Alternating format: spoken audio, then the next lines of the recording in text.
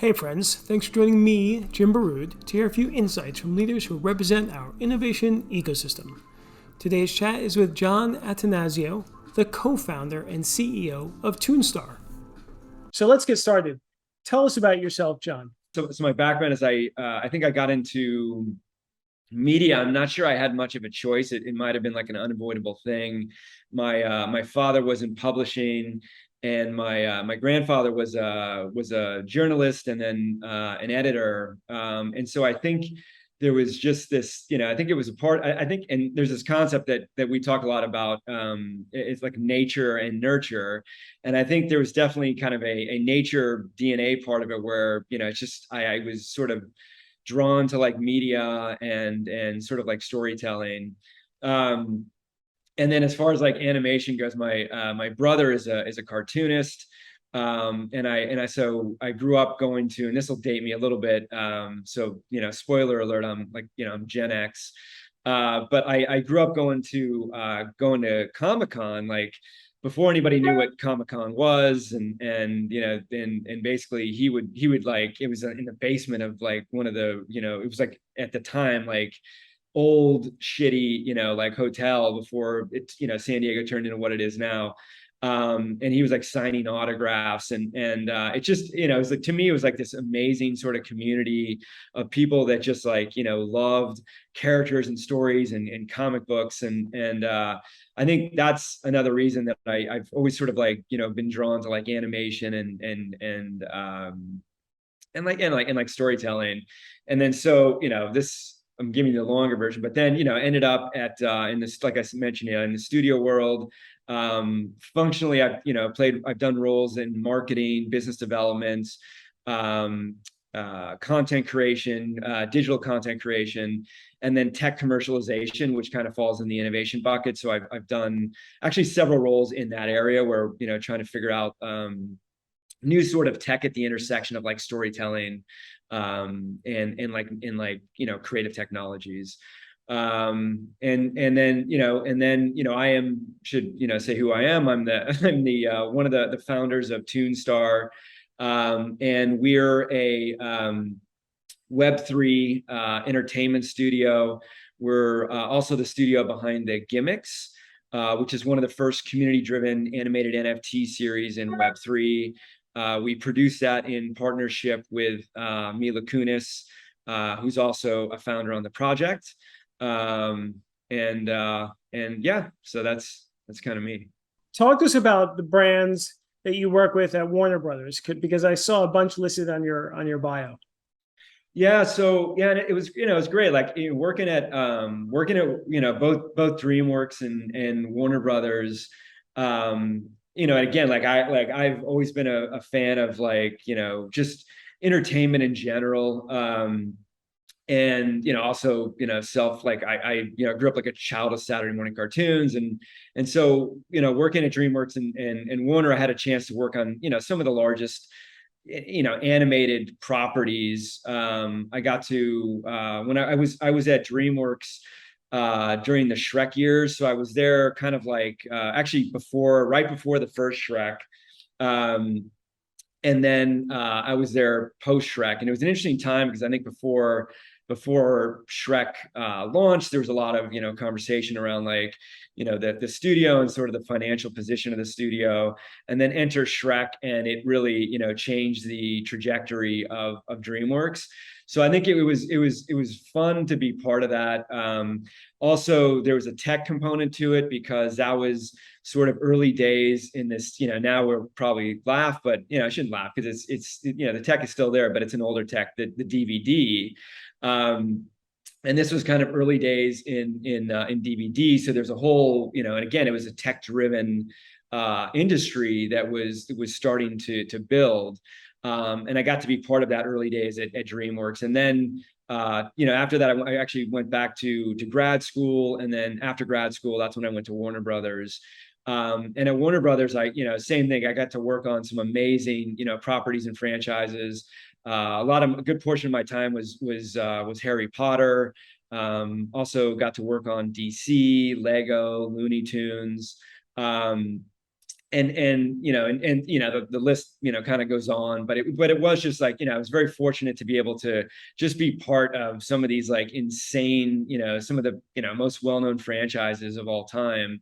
And really, for me, like get an appreciation for one, like characters and stories, and how they can build, fanatic, communities, and really engage fan bases, but also, I think an appreciation for franchise IP.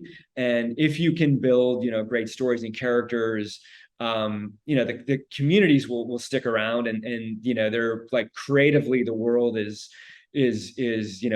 can be, the world can be significant, but also from a commercial side, there's just some amazing things you can, well, I should say that there are many ways to sort of like monetize franchise IP. So I think those are, some of the key things I sort of took away from those experiences. Let's talk about your jump into entrepreneurship. Talk to us about the segue from corporate to entrepreneurship, how that happened.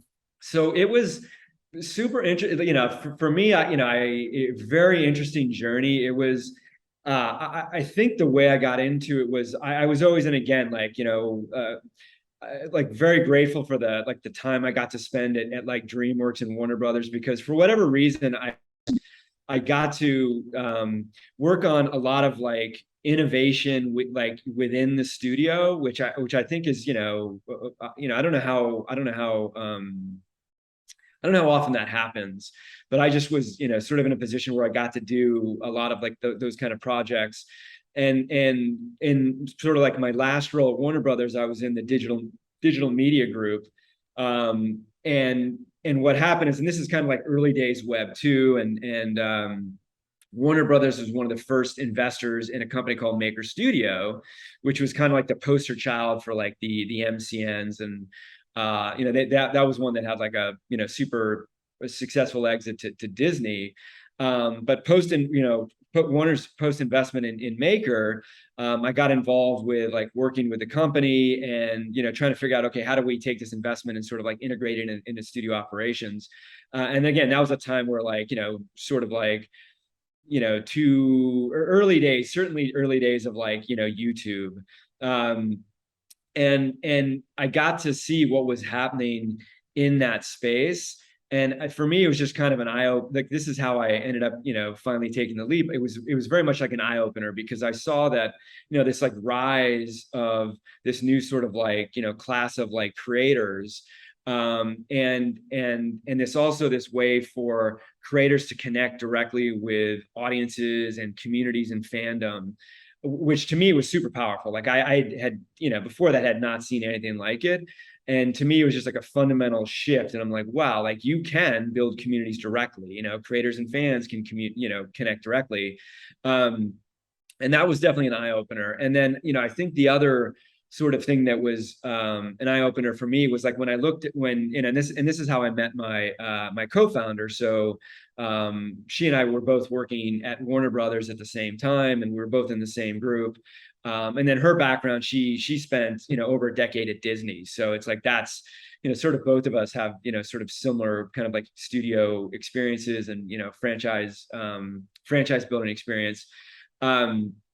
And when we were talking, it just kind of it struck us that when you looked at animation, it felt very much like this private club, and it was like very much kind of like the same folks on on rinse and repeat, whether it was like writers or like like storytellers or VO talent, and it just really seemed odd to us, because we're, again, like she same way I am, like we're just huge fans of animation. We know how powerful it is creatively and commercially, and it seemed odd that there weren't more creators that had a chance to get into the medium and build characters and tell story. And so that was a bit of a head scratcher. And I think the combination of those two things is for us where it was that moment where we're like, geez, you've got this kind of like opportunity to connect direct, and there seems to be a better way to sort of like approach animation production. What would next gen DreamWorks or Disney look like if it were to launch today? And that was like really the inspiration for Toonstar. And that gave us enough courage to like leave the corporate nest, and start Toonstar. And like, at the highest level, like that was the vision, is like, let's go out and create, the sort of the next, and we say that with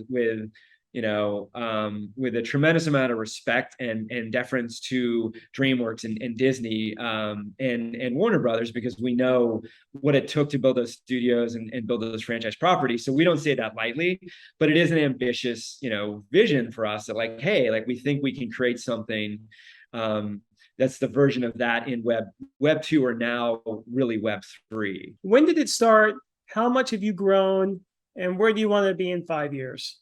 So, we started, I'd say, yeah, like in, about like 6-ish years ago. I'd say where and again, like the first kind of year and a half-ish, 2 years, we were really like building out our technology, and also testing our thesis of like how to build character worlds and stories. And again, at that time, that was in Web 2. That was like late days Web 2, but it was using like social media was our mechanism for that.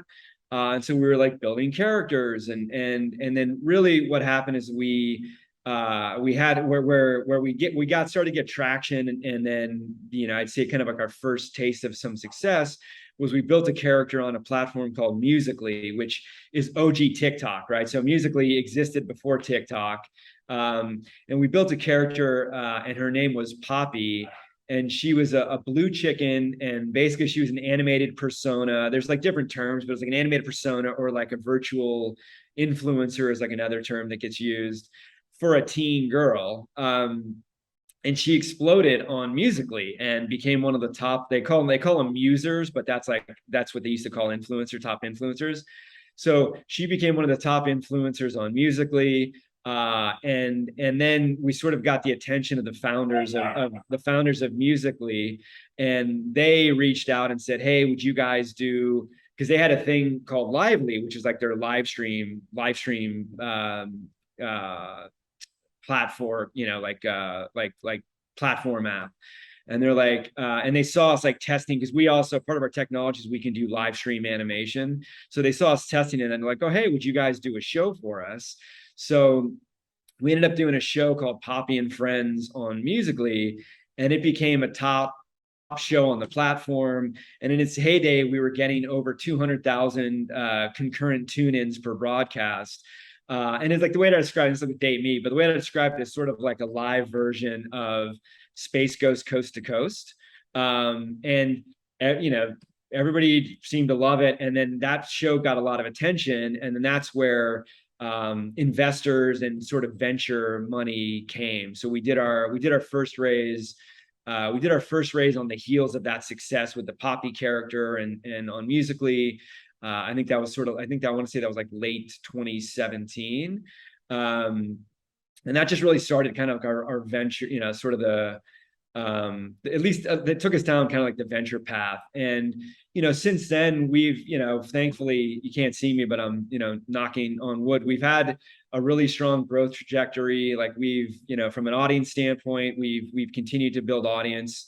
We've got the largest and longest running animated series on Snap Discover, which it gets, the viewership is, we get millions of viewers per episode, and so that's been part of our growth path. And then from a revenue standpoint, we've been, we thankfully, again, knock on wood, we've just been, keep growing from a revenue standpoint, finding different ways to monetize. And that sort of like brings us to, Web 3. And then, thankfully, via Mila and her team, they're the ones that got us into the Web 3 space with the Gimmicks. And, that's just been a great project for us. And now as a company, we're taking all the things that we learned and built, and I think to a certain sort of degree have, a lot of expertise around, and now we're bringing that to Web 3, because I think there's a lot of applications to what we did in terms of like direct to community building, and sort of like leveraging our tech. And, now we're sort of bringing that to Web 3. And I think we've, so far early days, we've seen some pretty good success. And what was the character or series on Snap? So the character series on Snap, the best way to describe it, it's like, and again, it's adult, like this all comes with like a disclaimer, like viewer beware. But it's it's adult, like it's, I would say it's teen and YA animation. And so the best way to describe it, it's sort of like animated BuzzFeed. And what this show does, they're all stories that really they actually come from the community, and they're just like crazy. It's called Story Tunes, and each episode, and we're doing, and this is kind of where our production engine, this is where our tech comes in, because we're doing 2 episodes a week on Snap Discover, and each episode, is like 3 to 5 minutes. And so that's, you're talking about like, 10 minutes per week of content just on Snap Discover channel. And it's all, and it needs to be sort of like real-time production, because we're taking very timely topical stories, and then we take those, and then the stories are told first person. So it's almost like a vlog. It's very like the format's vlogger style. So it's the person telling, like recalling this like crazy, funny sort of like story that you're like, wow, this is like too crazy to be true. But they're all inspired by like true stories. And it's done, it just continues to be one of the top performing series on Snap. But that's the best way to describe it, is like animated BuzzFeed. Right. So, and then talk to us more about the gimmicks, right? What is that exactly? And then you mentioned Mila Kunis, who is one of the investors. Talk to us more about how that came about. The project came about during the pandemic, and it was, I want to say, earlier days in the pandemic. And interesting thing about the gimmicks is, like, the best way to describe it creatively, it's like, it's South Park meets WWE is what I would say is kind of like the log line. But the way the series started is that, and it's actually voiced by wrestlers that they're real ex WWE wrestlers. So these guys, they used to wrestle for WWE. And what happened is two of them had sort of unceremoniously parted ways with the WWE early days during the pandemic. And I can't totally remember how we got connected to them, but I do know that they had heard about what we were doing on Snap Discover with our series there, and they reached out to us, and we got connected. And they had always, one is, I think it was a way to sort of preserve their sanity, because you got to, sort of rewind earlier days pandemic. Everybody's in, lockdown. You can't go anywhere. You're sort of like in isolation. And these guys had just, basically are no longer, wrestling for that league. And I think they saw animation as a way to get their stories out, even though you're on during lockdown. And that's part of the way we win. One of the great things about animation, especially how we do it, is that, and these guys, they record remotely, they send us their audio, and then we animate, based on the audio. So you don't have to be in the same room to do it. And so we got connected. We love these guys. We thought they were, super funny. Their stories are great. We love this idea of the world like this, basically, because the Gimmicks is, way to describe it, it's basically a workplace comedy about this crew of like, sort of like some kind of like, some are sort of like washed up, guys, sort of like lovable losers in a way, that are all trying to get back to the main event. And in their case, the main event can mean something different to different people. So to each one of them, the main event means something different, but they're all trying to get back to something that's important to them. So it's a story very much about this. It's very much about like second chances in life. It's also very much about kind of David and Goliath, because these guys are actually running this like very, best way to describe it, like janky startup wrestling promotion, and they're out trying to turn this into like a real wrestling league, and they're fighting the incumbent, which is the big bad federation, and they're trying to compete with those guys on a shoestring budget. So it really is, in a lot of ways, does kind of mirror the startup journey. And so that's like, creatively the world, but we're like, this is just such a great concept. And so we started testing the characters, and we turned those guys into, we basically turned them into animated personas. We started testing that in social media, and the response was off the chart. Like the social media, like the fan, like everybody was like, this is amazing. We love these characters. And they just translated so well to animated characters And in hindsight, it's interesting because I'd love to say like we knew that was going to happen. We didn't. But when you think about it, like these guys are performers, and they're able to command an entire arena, right? And actually the word gimmicks comes from, like, it's actually a wrestling term, and a gimmick means like that's your in-ring persona, and that's the character that you take on. And so these guys are used to playing gimmicks in a ring, and it would make sense. And they are kind of like life. They're sort of like real life, in a way, cartoon characters. So they just translate it so well. We're like, this is awesome. And then enter, Mila and her team and Stoner Cats. And so we were testing, and then we saw what Mila did with Stoner Cats. And she's got a killer team too. It's like, her producing partner name's Lisa Sterbikoff. And they've got a company. It's basically their digital arm of their production company called Six Wall. And thankfully, they love the concept, and they came on as as founders on the project and as producing partners. And then that's and from there, then we're off to the races. But that's how we got connected with them, and they've been, again, like they've been amazing partners, and we're it's just like, and it keeps going. Like we minted the project. We had, thankfully, like, we're super grateful. Like, we had a very successful mint. We had 100 million hits to the website the day of mint, which actually crashed it a few times. And we've got this like amazing community that's super engaged. But the way we look at the project is like, this project, this is a community. It's a vibrant community, and they're there engaging every week. And we're always trying to come up with things that are fun for the community. We do weekly episodes, so that's the other thing I should mention that's very unique in Web3. And this goes back to our animation production tech.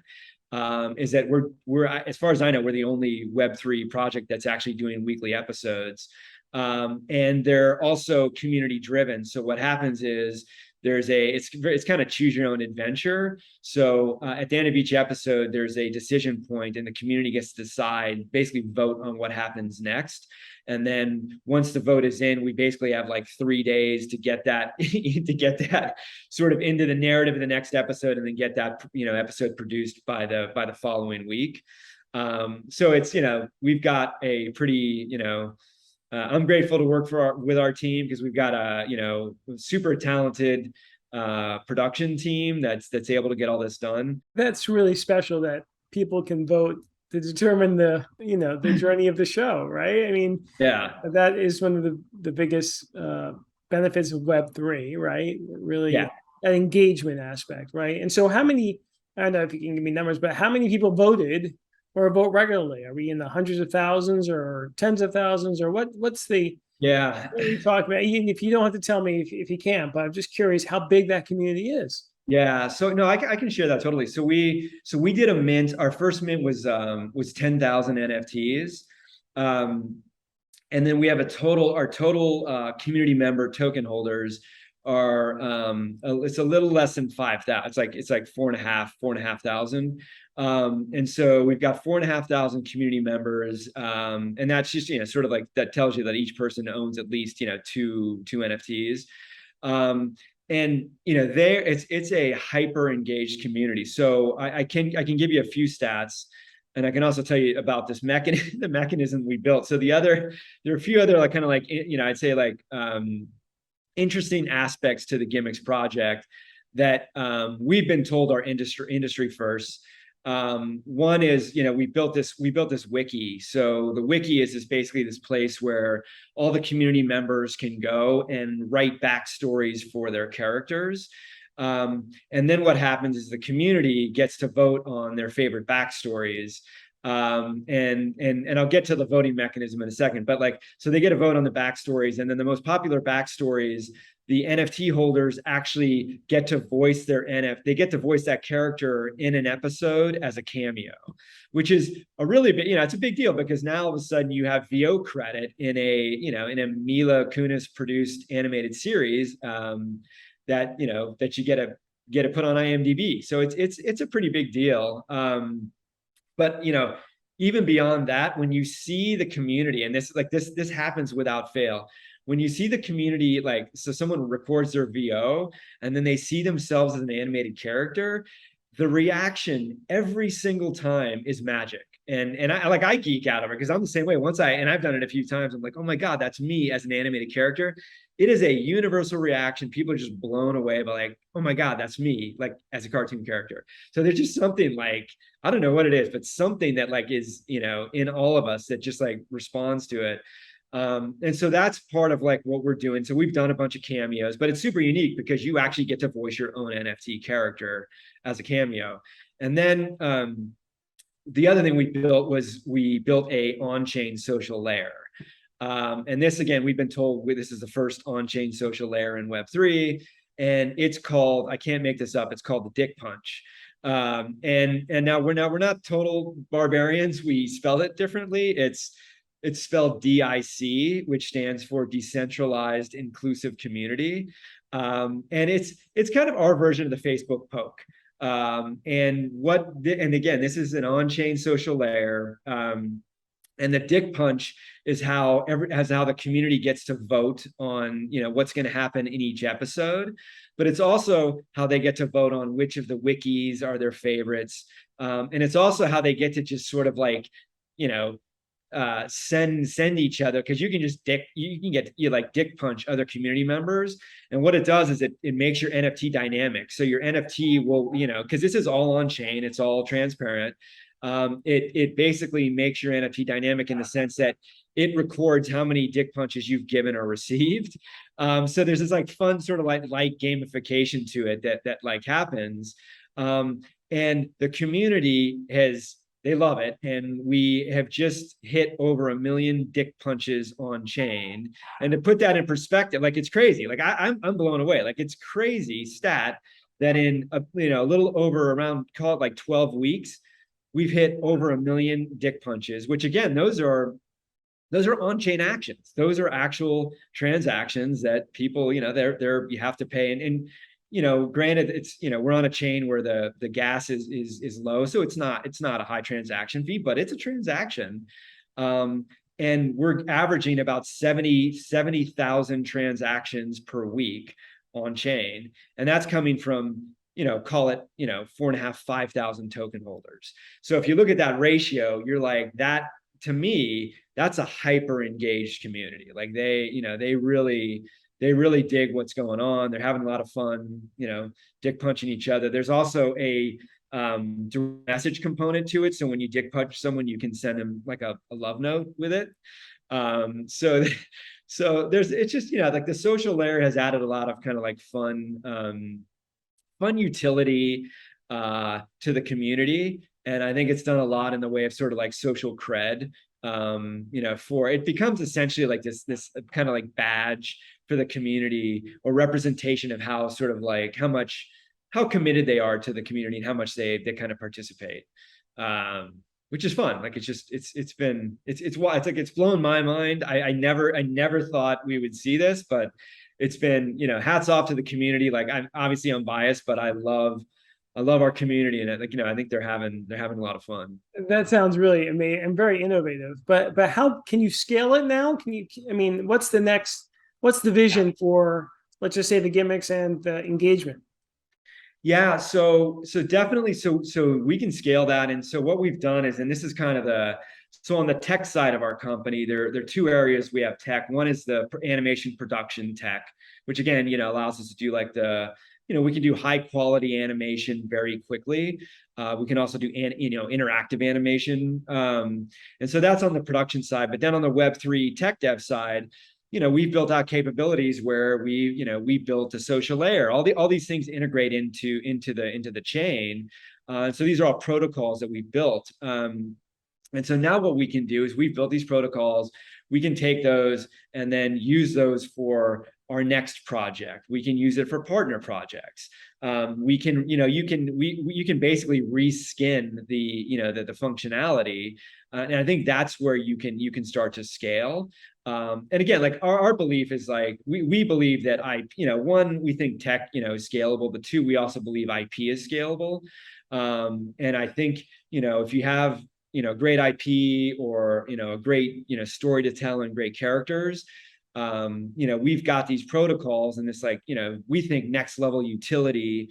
And that's just a start, like the social layer, the dick punches, direct messaging is sort of version 1.0 for us.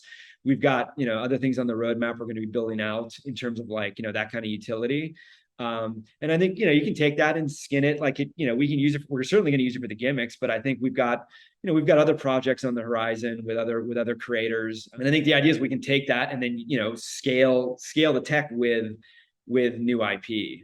And so that's sort of how we're thinking about it. That's really exciting. Can anyone watch the gimmicks, or do you have to be a token holder? Anybody can watch the gimmicks. So if you go to the website, it's the realgimmicks.com. If you go to the website, you can anybody can watch it.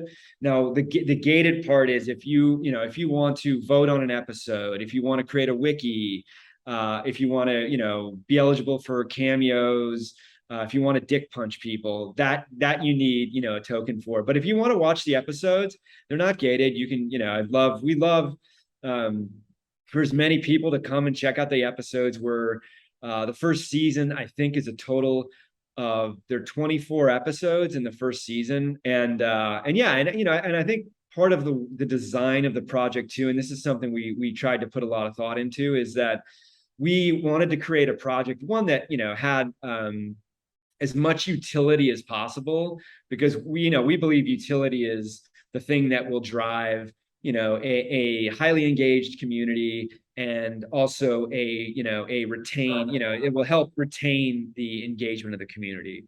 So we think that's very much about, like, we think it's very much about interactive storytelling, but we also think that's about, like, really unique community experiences. And so that we try to, like, sort of embed that into the project. But then when we looked at the gimmicks, we also wanted to think about, okay, how do we make sure that we attract degens, but also bring new people into the category. And we knew that, okay, like, if you think about the gimmicks, who would be a good candidate, at least a high potential person to like the series. One is, if you like adult animation, there's a good chance, you're going to like the gimmicks. If you like wrestling, there's a good chance you're going to like the gimmicks. If you're a DJ and you're in Web3, there's also a good chance you're going to like the gimmicks. Now, the first two categories, a lot of those folks at the time of the gimmicks didn't even know what Web3 was. They don't know what NFTs are. So it was very important for us to, like, basically design it in a way that we made it as accessible to as many people. We tried to be as inclusive as we could. And so that was important in terms of, like, the project design, everything from, like, the on-ramp, like, basically, is there a user experience that gets you to open a wallet that's not, riddled with friction? Can we, do it on a chain that's going to have low gas fees, so that if you want to, engage and dick punch a lot, then it's not going to cost you a lot of money. So all the things we really tried to, look at the barriers that, reduce the barriers to people that weren't in Web3 already, and sort of make it accessible. And so, yeah. If anyone wanted to vote, they can join. Can they still access, or is it?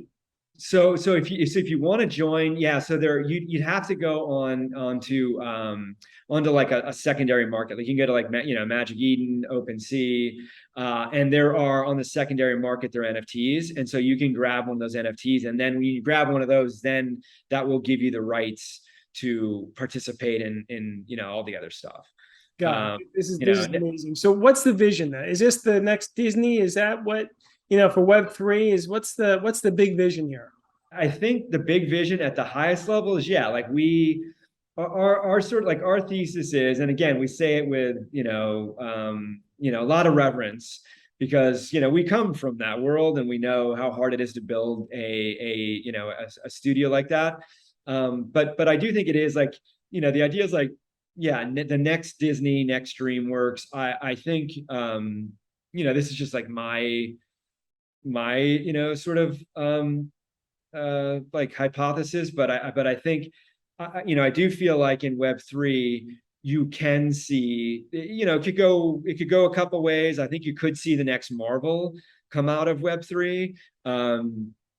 Or you could also see the next Netflix, Hulu come out of next, Web3. And honestly, maybe in Web3, those two are, because I think traditionally those have been kind of separate. I mean, they're converging clearly. With Disney, you see that's, you've got studio and networks, and it's combined. You got a streamer, so it's all together. So I certainly think you can see that in a sort of like combined iteration in Web3. And I do think you could see, something like that next 5-10 years. Hopefully. I mean, that's what that's what we're working towards. So we'll see. But I think that, yeah, that's definitely kind of the big idea. Well, this has been fascinating, John. Thank you so much for doing this. Before we go, I want to just get some quick insights from you. So what's one takeaway we should all know about, Web3? First is, it just like, I would say one takeaway is early days, and this will sound like, that sounds cliche because there are a lot of people saying, similar things.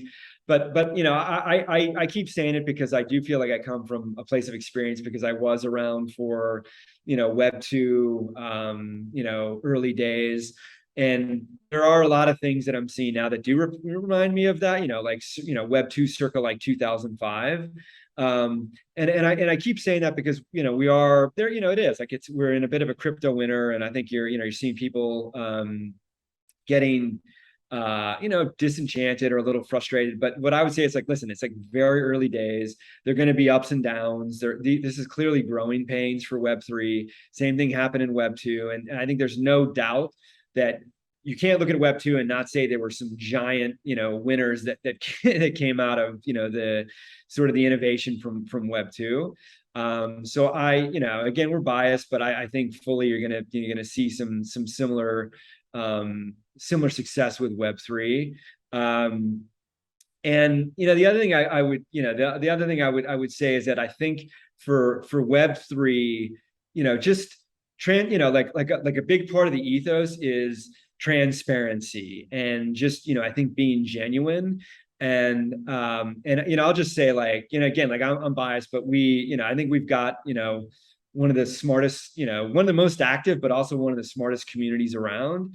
And if you're not open, transparent, genuine, and if you I think you say one thing and do something else, it will be sniffed out quickly. And I just think that's, I think that kind of projects like that are just not good in general for Web3. But I think also eventually you just won't have success if you're part of a project like that. So I think it's just, and again, it's basic sort of human decency, human decency things. But I think just being like genuine, transparent about things with the community and with creators and community just I think goes a long way. And I think it's important to just like, approach kind of everything from that standpoint. Sure, that makes a lot of sense. Now, what about working with a superstar celebrity? What's the best thing about working with Mila Kunis? She's a creative force, super talented, has had, amazing success in the traditional, Hollywood world. But then she's also a person that is open to innovation. And I just think that's such a unique combination. And honestly, like, you don't, like, my opinion is you don't see that very often. And again, like that translates, her entire team is out of the same thread. So.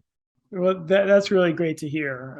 And you're so lucky to have someone, and that's, you make that luck, right? I mean, you guys had great traction and got their attention. So that's really wonderful to hear about that partnership and collaboration.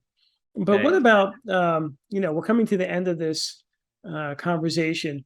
There's so many opportunities and challenges in Web3 and the NFT space. Anything that you want to leave us with as far as what's ahead? So what's ahead? I don't know. Like, so again, like, we're biased. So I think what we're very focused on, again, going back to sort of, we believe, early days, like this is early days Web3. it is not, it has yet to go mainstream. And so our going thesis is that entertainment will be one of the things that will help take Web3 mainstream. And I think you can look sort of back in history, and like there's a lot of new tech where you can clearly see, okay, and once entertainment was involved, it helped take that tech, mainstream. So that's just kind of our going thesis. I think, so to us, what that means is, in the future, I think hopefully you're just going to see entertainment play a much bigger role in Web3. That means projects, with great characters, great stories. But I also think it's going to be very much about like utility. And yes, content plays a role, but it's not just content. It's, yes, it's like, and again, like our belief is, or what we're focused on building is it's interactive storytelling and unique community experiences. So I think the storytelling is certainly key, but then I think the utility, community experiences, and again, in our case, it's a social layer, it's the direct messaging. That I think is just version 1.0. So I think down the line, probably, could be 2-3 years from now, we'll look back and be like, whoa, the dick punch, that was like a crude, not aside from the word, but just like that's like a crude version of Web3. Like the tech now and the experiences and the utility is so much beyond that sort of it's so much beyond the Facebook poke. And so I think you're going to see, a lot more sort of like, hopefully, projects with like, cool utility. I mean, I think also future, I'm a believer in this notion. It got some traction in Web 2. It kind of faded out, but it's this notion called transmedia. And transmedia is this idea that you build IP through multiple touch points and experiences. So if you think about, like, I'll just take Mickey Mouse, right? So you take Mickey Mouse, you love Mickey Mouse, not just because of the content, but it's because I had a Mickey Mouse plush. It's because I went to Disneyland and I hugged Mickey Mouse the character, and at the theme park. So all those are touch points, and it's this idea of like, multi-medium storytelling is transmedia, and I think our sort of, again, thesis is that Web3 enables that in a way that was never possible. And if you think about the token as almost like the backbone to transmedia, I think it allows, Web3 allows you to do things in that kind of like transmedia storytelling way that wasn't possible in Web 2. And so hopefully we're going to see more of that going forward. And so I think that's, another thing that, that hopefully, and then co-creation, I think is part of that too. But I think those are all things that hopefully we're going to see more of in the future. That's really exciting, John. Can't wait. I can't wait to talk to you in 1, 2, 3 years just to see where you're at. This has been great. Now, we usually end with a poem or saying. What do you have to share with us? When nothing is sure, everything is possible. And that's a quote by Margaret Dravel. And I just, it's to me, it was kind of a fitting quote for kind of how I see uncertainty. It's certainly a more optimistic, view. This is what ties to Web3, because I do think there's certainly a lot of uncertainty, goes without saying, but I also think there's a ton of like possibility and potential. It just requires people to be active, take risks, and build. That's a great way to end. That's really just perfect for our times, frankly. So this has been great, John. Thank you so much for sharing your insights with us. Thanks for joining us. I hope you enjoyed the show. Please like it, leave a review, and subscribe. See you soon.